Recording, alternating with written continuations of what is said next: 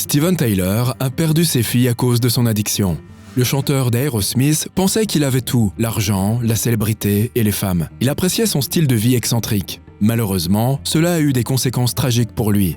Dans les années 70, Steve recherchait le plaisir sous toutes ses formes.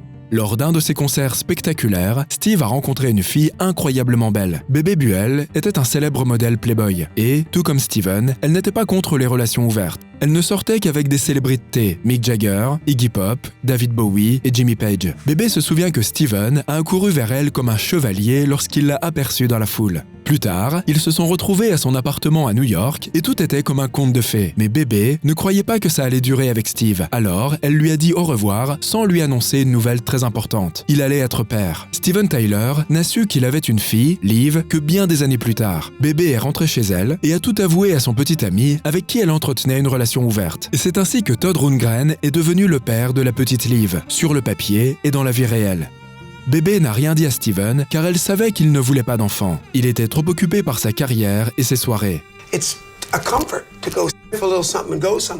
Ironiquement, 1 an plus tard, Steve a une deuxième fille, Mia, avec sa femme, le mannequin new-yorkais Serinda Fox. Mia est devenue le centre de la relation du couple et Steven l'aimait beaucoup malgré sa prise de position antérieure sur les enfants.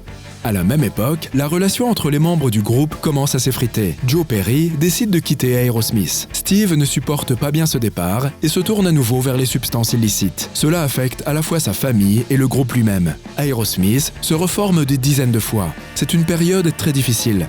Mais au moins, Steven avait sa famille, pour l'instant.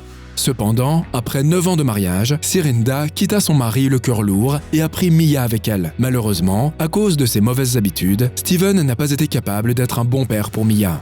And I married her, and we had Mia.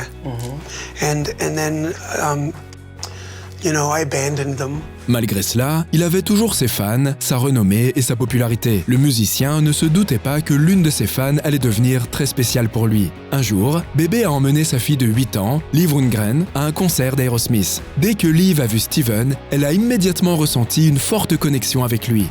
Bébé Buell, avec qui Tyler se souvient avoir passé quelques mois fantastiques des années plus tôt, a retrouvé Steven après le concert et l'a présenté à Liv. Liv n'avait aucune idée qu'elle rencontrait son père pour la première fois. My mother was very young when she had me and there was a little bit of confusion about where I came from. Même sans connaître la vérité, Liv a ressenti une connexion entre eux. I kind of figured it out because he looked exactly like me. Tyler était stupéfait.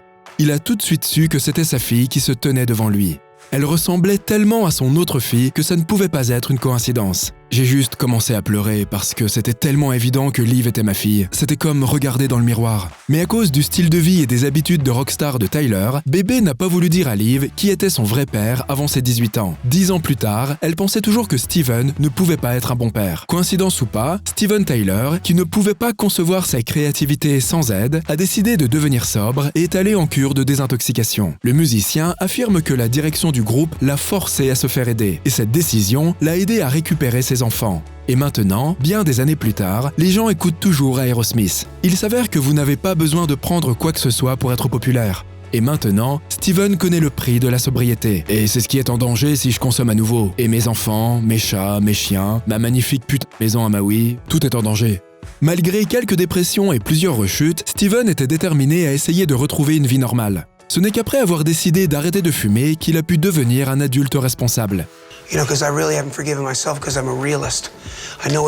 Mais Steven essaye d'être une meilleure personne maintenant. Après de nombreuses tentatives pour vaincre sa dépendance et être entré 8 fois en désintoxication, il est lui-même surpris d'être encore en vie. Steven a même ravivé son amitié avec Joe Perry, dont il était inséparable. Aujourd'hui, ils se disent frères et semblent encore plus proches qu'ils ne l'étaient dans les années 70. Ce n'est que vers le milieu de sa vie que Tyler s'est rendu compte du prix terrible qu'il avait payé pour le monde du plaisir et combien il avait perdu à le poursuivre. La voie facile ne signifie pas toujours la bonne voie.